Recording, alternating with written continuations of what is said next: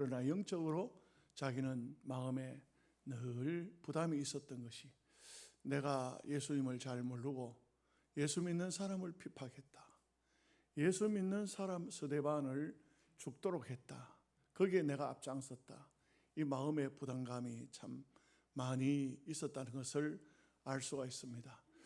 여러분, 우리나라가 새 정부가 들어오면서 엄청나게 또 빚을 내가지고 전 국민들에게 생활지원금 준다고 돈을 주니까 젊은 사람들이 우리는 안 받겠다, 어떤 젊은이 단체가 우리는 안 받겠다 이렇게 이제 한 이유가 뭐냐면, 당신네들은 빚을 내서 국민들 전부 나누어서 돈을 주지만 그 빚은 우리가 갚아야 되지 누가 갚냐, 빚을 안 갚을 수가 있느냐, 그런 의미에서 안 받겠다고 했던 것 같아요. 여러분은 어떻습니까? 받았었습니까? 안 받으셨습니까? 저도 안 받는다 이렇게 했어요. 그래서 자꾸 물어요. 받았냐고. 나는 안 받는다고. 그랬더니 또 이런 말을 하더라고. 안 받으면, 이거 그분의 말입니다, 이재명이 주머니에 들어간다. 그럼 받아야 되지. 그 말이 맞는지 안 맞는지 난 잘 몰라요. 그냥 그런 얘기가 들려가지고 그럼 받아야 되지. 그래서 했는데 정말 우리나라도 보통 일이 아닙니다. 126조 원의 빚을 근본에 이제 다 지게 되는데, 국가 부채가 1141조라고 인터넷에 떠 있어요. 이건 내 말이 아니고 인터넷에 있는 겁니다. 가계 부채는 2283조. 이걸로 끝난 게 아니에요. 또 기업의 부채가 2798조 원. 이거 다 계산하기 어려워요. 상상을 초월하는 대한민국의 빚이 있다 이거죠. 우리는 빚진 민족이라 이렇게 할 수 있겠어요. 전 민족적으로 이 빚은 다 갚아야 됩니다. 절대 안 갚고는 안 됩니다. 우리가 못 갚지만, 우리는 갚을 수도 없지만 우리 후손들이 갚아야 되는데, 참 내가 혼자 그런 생각해 봤습니다. 독도는 우리 땅 어쩌고 하더니만 독도 팔아도 빚 못 갚겠구나.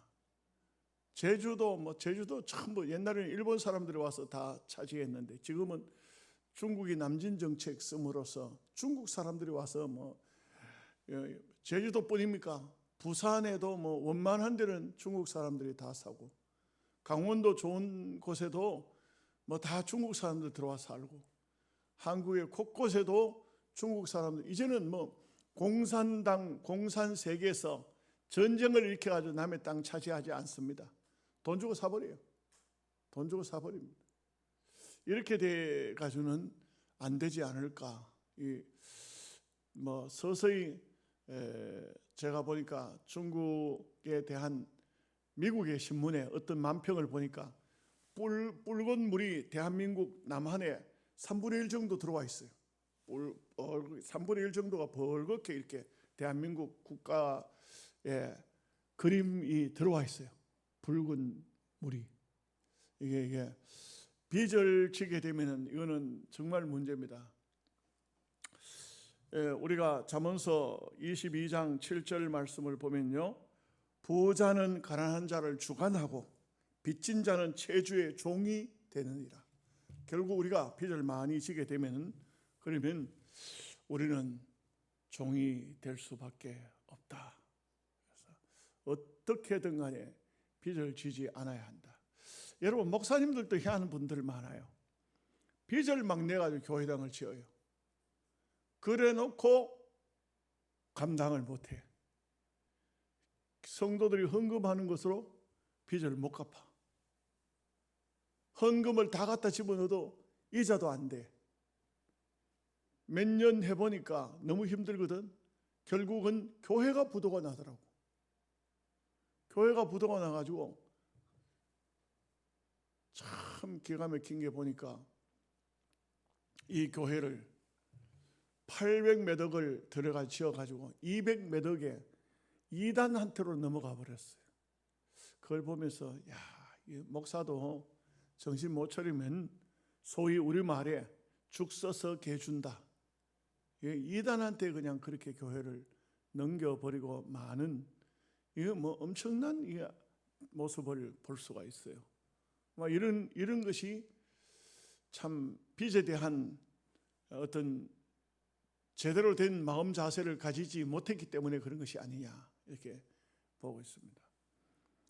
한국 사람들 특성이 뭐냐면은 빚내 가지고 쓰는 데는 겁을 하나도 안 내요. 보통 일본 사람, 한국 사람, 중국 사람 이렇게 세 민족의 특성을 말해요. 일본 사람은 어떠냐 하면은 일본 사람은 100만 원 있으면 100만 원만 써요. 절대 남의 것 쓰지 않아. 내가 가진 것으로 써요. 그 사람들 사업을 하면 대체적으로 새로운 사업 안 해요. 부모가 하고 있던 사업을 그대로 이어받았어요. 심지어는 대학원 박사가 되고 난 다음에도 특별한 직업을 갖지 못하면 부모에게로 돌아와서 부모는 오뎅 장사예요. 그러면 그 오뎅을 자기가 가지고 있는 모든 지식으로 살려서 더 좋은 오뎅집을 만들어내요. 우동집이면 우동집. 이거 뭐 보면은 그만큼 우리나라 사람 같으면 공부를 많이 했는데 내가 그렇게 할 수 있나? 내가 그렇게 시시한 그런 일을 할 수 있나? 안 합니다. 고급스러운 일을 해야지. 그래서 뭐 특별한 회사를 차려가지고 그렇게 하는데 일본 사람들은 민족 특성이 아주 조심스럽고 자기가 가진 것으로 그렇게 한다고 그래요. 그러면 저 중국 사람들은 어떠냐? 중국 사람들은 또 웃긴데 그래요.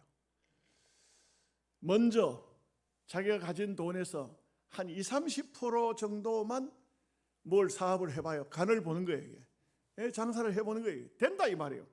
되면은 거기에 막 집중적으로 투자한다는 거예요. 집중적으로 자기가 가진 것을 다 투자한다. 한 80%, 70%, 80% 남겨놨다가 되네. 이 돈이 되네. 장사가 되네. 그러면 막 다 집어넣는 거예요. 한국 사람은 어떨까요? 일단 빚부터 내. 돈 조금 100만 원 있으면 1000만 원 빚 내. 그래가지고 시작해. 부도 나면 도망가. 이게 뭐 그리고 온 사방 사업하다가 망한 데가 얼마나 많은지 몰라요. 그러니까 청년 실업자들을 얼마나 많이 만들어내는지 몰라요. 요즘엔 조금 덜한데 걸핏하면 전화 오는데 받아보면 빚내서라는 거야. 빚을 싸게 주겠다. 돈을 싸게 주겠다. 한국에는 돈이 뭐 어디서 펑펑 솟는가? 이렇게 하고 있어요. 그래서 그렇게 하면 안 돼요. 우리가 이것은 오늘 말씀은 이런 얘기하고는 사실상 상관이 없어요. 우리는 바울이 어느 장소에 빚진 자라고 말했느냐 하면은 첫째는 바울은 하나님의 은혜에 대해서 빚진 자라는 마음을 가지고 있어요. 내가 교회를 핍박했는데 예수 믿는 사람을 핍박했는데 그런데도 불구하고 나를 하나님이 살려주셨다. 살려주실 뿐만 아니고 나에게 이 귀중한 사도의 직분을 주셨다. 사람이 죄를 지으면 벌을 받잖아요. 근데 우리가 하나님 앞에 영적으로 볼 때 큰 잘못을 했으면 하나님의 매를 맞아요. 반신불수가 되든지 그냥 목숨만 붙여놓든지 죽이든지 할 건데 그러지 않고 하나님의 나라에 하나님의 세계에 가장 고귀한 주의 복음을 전할 수 있도록 하셨다는 것이죠. 이 은혜에 대해서 빚을 졌다는 것입니다. 여러분, 우리가 다 사실은 복음에 빚진 자예요. 우리나라에 1885년도 4월 15일 날 이 장로교 복음을 전해준 언더우드 목사가 제물포항에 들어왔습니다. 그 언더우드 목사의 본국으로 보낸 편지 내용을 제가 여러분들에게 좀 소개하겠습니다. 양화진에 가면 있어요. 그 글이 그대로 묘비에 기록되어 있어요. 조선의 백성들에게 밝은 빛과 자유를 허락하여 주옵소서. 오 주여, 지금은 아무것도 보이지 않습니다. 주님, 메마르고 가난한 땅, 나무 한 그루가 시원하게 자라지 못하는 땅, 이 저주받은 땅에 저를 보내주셨습니다. 태평양을 어떻게 건너왔는지 사실 이것조차도 기적입니다. 하나님, 우리를 도우시고 나를 이곳에 세우신 목적을 이루소서. 이 언더우드의 기도예요. 언더우드는 그 태평양을 건너와 이 운들의 땅, 어둠의 땅, 저주의 땅, 조선에 복음을 들고 온 거예요. 14절 15절 말씀에 헬라인이나 야만인이나 지혜 있는 자나 어리석은 자에게 다 내가 빚진 자라. 그러므로 나는 할 수 있는 대로 로마에 있는 너에게도 복음을 전하기를 원하노라. 바울 사도의 이 빚진 자라는 이 말씀을 읽는 은혜 받은 성도의 삶이라는 것은 다 그 길을 따라가는 거예요. 다 믿음의 길을 따라가는 겁니다. 우리가 예수님을 제대로 알고 믿고 그렇게 하면은 바로 이런 길을 가는 거예요. 슈바이처 전기가 나와 있는데 거기에 보면 이런 글이 있어요. 나는 부유한 가정에서 태어났다. 다른 아이들이 남학신을 신고 다닐 때에 나는 구두를 신었고, 다른 아이들이 헤어진 옷을 입고 다닐 때에 나는 오버를 입고 다녔다. 다른 아이들은 음식도 제대로 못 먹을 때에 나는 고깃국을 먹으면서 살았다. 한날은 친구들과 뭉치기를 할 때에 어떤 친구가 내 밑에 깔려서 하는 말이, 내가 너처럼 고깃국을 먹었다면 너는 내 상대도 되지 못해. 그 말을 듣는 순간 마음에 큰 충격을 받았다. 부잣집 아들로 태어난 것이 남을 괴롭히는데 힘을 써서는 안 된다. 나는 21살 되던 해에 성령 강림절에 이런 감동이 왔다. 내가 예수님처럼 30세까지만 학문을 닦고 예술을 닦고 그리고 모든 것을 배운 다음에 그 다음은 예수님처럼 나의 삶을 살아야 되겠다. 이렇게 그 자기 일기장에 글을 썼는데 이대로 그는 30세가 됐을 때 드디어 그는 의과대학에 들어가서 공부를 36세가 됐을 때 의학 박사가 됐어요. 이렇게 의학 박사가 됐을 때 그는 선교사로 가기로 마음을 먹고 아프리카 콩고로 갔습니다. 모두가 말렸습니다. 거기는 식인종들이 있고 흑인들이 있고 그 검은 대륙에 뭐 하려고 가려고 하느냐. 이때 슈바이처는 이런 말을 했습니다. 우리 조상들이 왜 흑인들을 학대했는가? 그들을 괴롭히고 그들을 착취하고 그들을 잡아갔다. 이 빚을 나는 내가 갚으러 간다. 조상들이 지은 모든 죄에 대해서 나는 내가 이 조상들의 죄를 갚으러 간다는 것이, 이게 슈바이처의 머릿속에 들어있는 신앙이요 사상이었다는 것을 알 수가 있어요. 물론 그 보수주의자들은 우리하고 좀 신앙이 다르다고 이분에 대해서 여러 가지 평가를 합니다. 그러나 복음적인 입장에서는 우리하고 조금 상황이 다르고 교리가 좀 다르고 그럴지 모르지만 복음적인 입장에서는 다 이 빚을 갚겠다는 마음 자세라는 것은 은혜의 빚진 자의 모습이라고 할 수가 있는 것입니다. 두 번째는 복음의 빚진 자일 뿐만 아니고 이 복음을 반드시 갚아야 한다는 은혜의 빚진 자로 살아야 하는 것입니다. 우리가 이 세상을 살면서 많은 은혜의 빚을 지게 됩니다. 사실 얼마나 많은 은혜를 우리가 받았습니까? 찬송가에도 하나님의 은혜로 이 쓸데없는 자, 정말 왜 건져주시는지, 왜 구원을 주시는지. 또 어떻습니까? 주의 은혜, 주의 귀한 은혜 받고 일생 빚진 자 되네 찬송이 있지 않습니까? 우리가 하나님 앞에 많은 빚을 졌습니다. 은혜의 빚을 진 것입니다. 이런 빚을 졌지만 우리가 그냥 이 빚을 갚을 생각도 안 하고 그냥 은혜 받았으니까 됐다 이런 마음을 가지고는 안 됩니다. 여러분, 제가 오늘 낮에도 옛날에 제가 있던 교회 이야기를 했습니다. 근데 참 제가 마음에 정말 감사하고 기쁨이 왔던 것은 아이들입니다. 정말 제가 가서, 저는 시골 교회이기 때문에 당시에 아이들이 많았거든요. 그 아이들에 대해서 굉장히 제가 아이들을 모으고 아이들을 데리고 기도하러 많이 다녔어요. 그래서 산 골짜기에 들어가서 밤을 새워서 기도했어요. 그렇게 기도했던 게 이번에도 가니까 어떤 아이가 목사님 인사를 해요. 목사님 안녕하세요. 저 알겠어요. 근데 난 누군지 잘 모르겠다. 제가 미정이에요. 미정이 누구 미정이? 그러니까 그래 생각이 난다 하니까 제 남편이 목사예요. 또 이제 소개를 시켜요. 남편이 목사라고 소개를 시켜요. 목사 사모가 몇 명이나 돼요.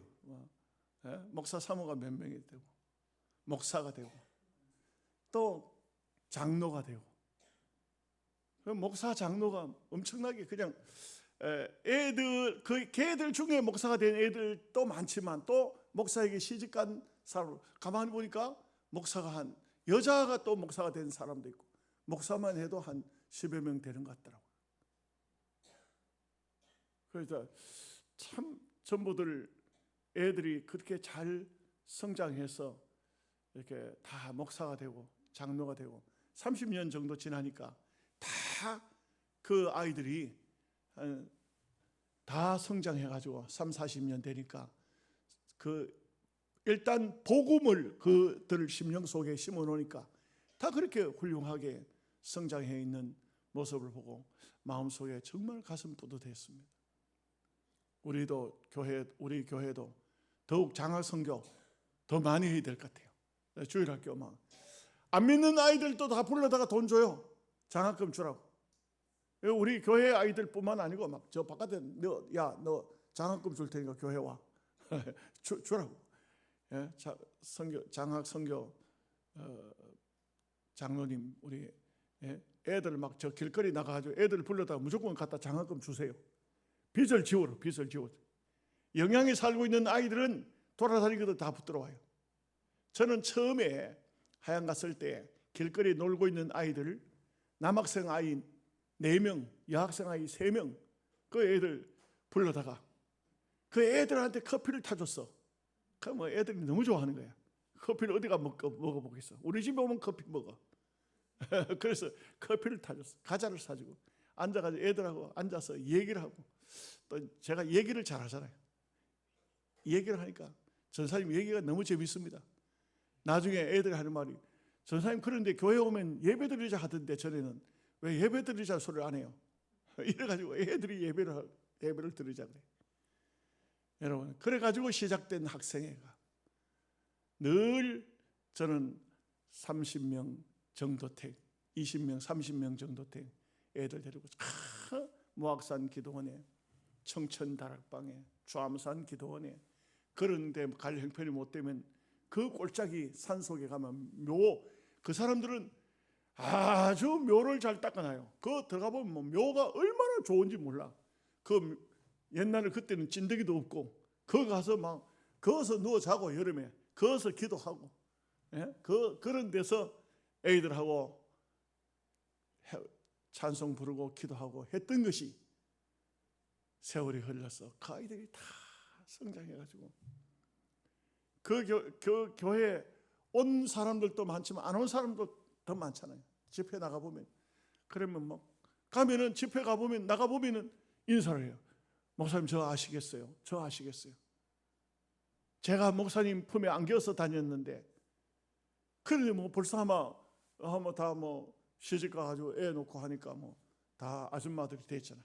그런데도 금방 그 세월이 그렇게 흐르더라고요. 복음에 빚진다는 거, 복음의 빚을 지운다는 거, 이거 얼마나 중요한 일인지 모릅니다. 고린도후서 6장 1절 말씀에 보면은 우리가 하나님과 함께 일하는 자로서 너희를 권하노니 하나님의 은혜를 헛되이 받지 마라. 우리가 하나님의 은혜를 많이 받았잖아요. 이 은혜를 반드시 우리는 갚아야 됩니다. 시편 31편 19절 말씀에 주를 두려워하는 자를 위하여 쌓아두신 은혜 곧 인생 앞에서 주께 피하는 자를 위해 베푸신 은혜가 어찌 그리 큰지요. 우리는 은혜를 많이 받은 사람이고 하나님 앞에 이 은혜를 갚아야 할 사람이라는 것을 압니다. 여러분 미국이라는 땅 있죠. 이 미국이라는 땅에 원주민들 살았잖아요. 미국의 그 백인들이 거기 들어와서 그 땅을 원주민들부터 강제로 빼앗았잖아요. 막 땅도 뺏고, 예? 그 가지고 있는 재산도 뺏고 참 나쁜 짓들을 많이 했어요. 집도 땅도 다 빼앗긴 이 원주민들이 그 백인들을 피해 가지고 저 산속으로 들어갔잖아요. 나중에 더 이상 들어갈 곳이 없어요. 그들이 반항하면 다 총으로 쏴 죽여버리니까 짐승들을 막 잡아가면, 백인들이 막 잡아가면, 그럼 가서 짐승들을 빼앗겠다고, 내 재산 빼앗겠다고 찾으러 갔다가는 다 죽어요. 총으로 다 쏴 죽여버리니까. 법이 있습니까? 그때. 이러니까 참 이 원주민들 입장에서는 백인들이 얼마나 원망스럽겠어요. 얼마나 화가 나고 얼마나 마음에 원한이 맺혔겠어요. 그런데 1886년 델라웨이스 추장이라는 사람이 큰 비석을 하나 세웠는데 그 추장의 이름이 찰스 저니 케이크라는 사람이에요. 이 사람이 원주민들을 대표해서 비석을 하나 세웠어요. 뭐라고 거기에 했느냐 하면은, 백인들이 우리의 땅도 빼앗고 집도 빼앗고 짐승도 빼앗아 갔다.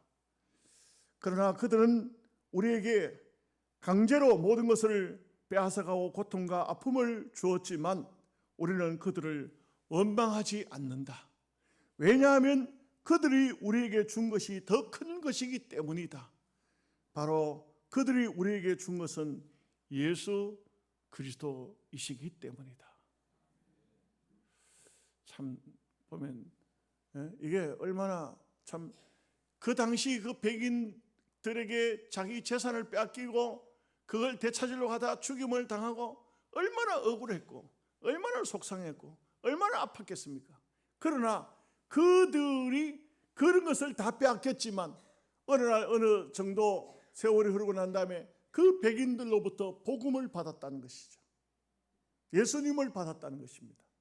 그렇게 했기 때문에 그 달라웨이스 추장은 원망하지 않는다는 겁니다. 백인들을 원망하지 않는다면 우리가 다 빼앗긴 것을 충분한 보상이 바로 예수 그리스도라는 겁니다. 이것이 바로 얼마나 은혜의 빚을 지은 사람들의 모습인가 하는 것을 알 수가 있습니다. 시편 116편 12절 말씀에 여호와께서 내게 주신 은혜를 무엇으로 보답할꼬. 오늘 우리는 이런 마음 자세를 가지고 살아야 합니다. 자, 세 번째, 빚을 어떻게 갚을까요? 로마서 13장 8절 말씀에는 피차 사랑의 빚 외에는 아무에게든지 아무 빚도 지지 말라. 남을 사랑하는 자는 율법을 다 이루었느니라. 여러분, 할 수만 있으면 어떤 빚도 사랑의 빚 외에는 지지 말라고 그랬어요. 이 어떤 육신적인 빚은 지지 않아야 됩니다.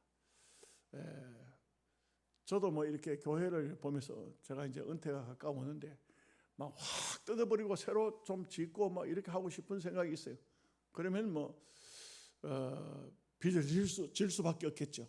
그래서 제가 목회 다 하고 나간 다음에 새로운 목사가 들어와서 보면 빚만 잔뜩 있는 교회네 이래가지고는 안 되잖아요. 그래서 빚을 지지 않으면서 우리가 어쨌든 간에 본질이 복음이니까 복음을 위해서 사는 것이 좋겠다.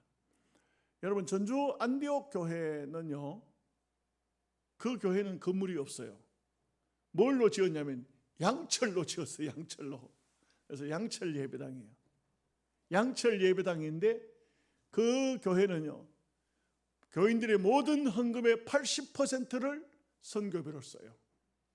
그 교회를 수리하고 교회를 어떻게 하고 할 여력이 없어요. 전부 선교비로만 쓰니까 교인들이 헌금하는 걸 다 선교비로 써요.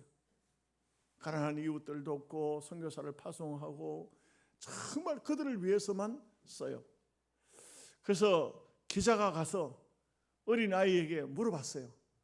주일학교 아이들한테, 야, 너희들 성탄절 돼서 노트 한 권, 연필 한 자루도 못 받는데 그런데도 불만스러운 건 없냐? 그렇게 말하니까 아이들이 그 조그만 아이들이 뭐라냐면 우리는요 우리 교회에 대해서 불만은 전혀 없어요.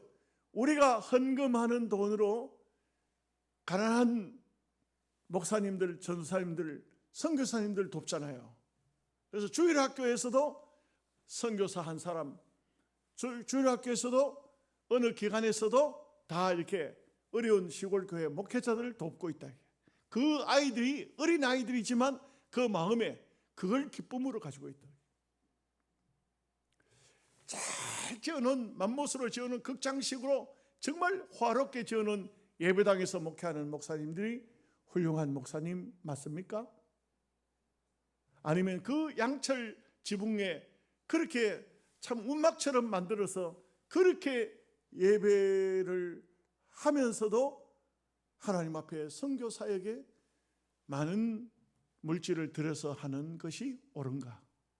그건 여러분들이 판단할 일입니다만 저는 제 생각은 여러분들은 혹시라도 왜 우리 교회는 우리 당에는 왜 교회당도 좀 제대로 안 하고 좀 멋있게 좀 짓고 요즘 현대식으로 좀 짓지.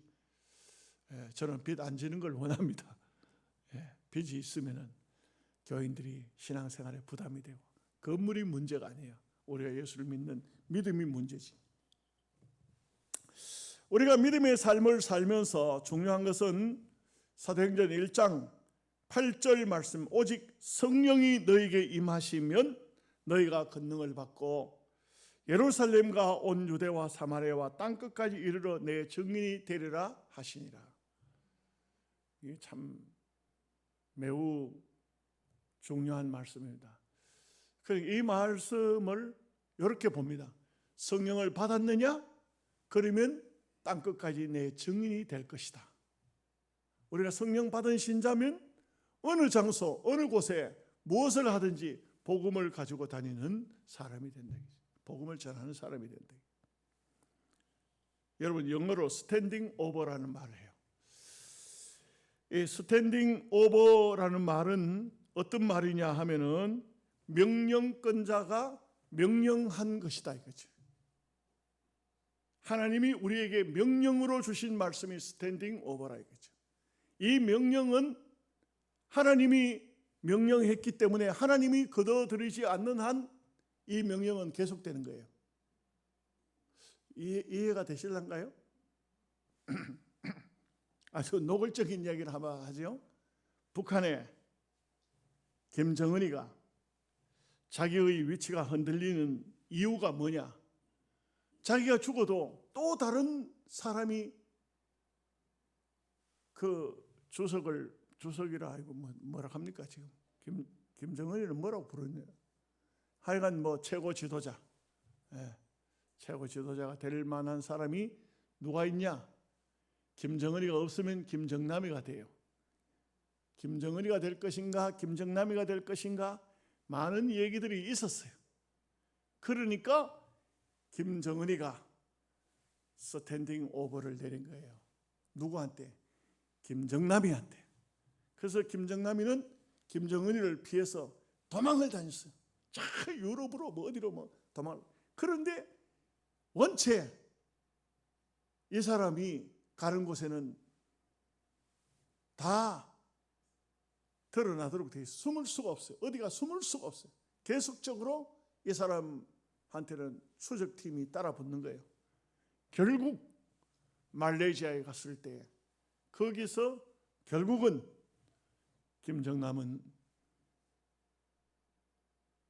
참 아주 말레이시아의 특수 여자한테 바로 참 극악한 독약을 맞고 현장에서 공항 앞에서 쓰러져서 죽은 것이죠. 이게 바로 스탠딩 오버래. 명령권자가 명령을 내려놓으면 그 명령이 거다들이지 않는 한은 시행될 때까지. 무슨 말인지 아세요? 아는지 모르는지 설명을 해도 됐는지 안 됐는지도 모르겠어요. 우리 하나님의 명령은 성령 받았냐? 유대와 사마리아와 땅끝까지, 아니 예루살렘과 온 유대와 사마리아와 땅끝까지 내 증인이 되라. 오늘 우리에게 스탠딩 오버예요. 주어진 하나님의 명령입니다. 이것이 바로 오늘 우리가 이 땅에 사는 사람의 모습이라 할 수 있습니다. 제가 오늘 조금 바빠서 좀 다른 얘기는 좀 줄이고 말씀을 마치려고 합니다. 우리가 믿음의 사람, 하나님의 사람이면 분명히 은혜를 받았을 것이고, 은혜를 받았다면 빚진 자의 마음을 가져야 됩니다. 내가 참 큰 은혜를 받았는데 좀 이렇게 뭔가 빚을 갚아야 안 되겠나. 우리 장학 선교도 좀 열심히 해야 되는 것이, 우리 학생들 또 이 가난한 어려운 사람들, 우리 장학 선교가 어떤 분은 그게 뭔지를 몰라가지고 물어요. 이거 혹시 이거 계속 매달 돈 내는데 갯돈 넣는 겁니까? 때가 되면 받는 겁니까? 모르니까. 아니고 이렇게 선교 헌금을 내는 것은 참 우리가 장학금도 주고 시골교회 어려운 목회자도 주고 어려운 기관들도 우리가 이 선교 헌금을 보내가지고 그런 곳에도 도움을 주고 하나님의 일을 하는 것입니다. 그래서 우리가 항상 헌신한다고 할 때 헌신 예배를 드리면서 분명히 기억해야 되는 것은 내가 받은 은혜를 어떻게 갚을꼬, 이 마음을 가지고 감당할 수 있는 여러분 되시기를 바랍니다. 하나님 아버지 감사합니다. 오늘도 주의 말씀을 통하여서 우리가 하나님 앞에 얼마나 많은 은혜를 받았습니까? 그런데 이 빚진 자의 마음을 가지고 어떻게 은혜를, 이 빚을 갚을까, 복음의 빚, 은혜의 빚을 어떻게 갚을까 하는 마음으로 살아갈 수 있는 저희들 되게 하시고, 오늘 특별히 헌신 예배를 드린 이연전도회가 바로 이러한 마음을 가지고 하나님께 온전하게 헌신할 수 있도록 역사해 주옵소서. 예수님의 이름으로 기도하옵나이다. 아멘.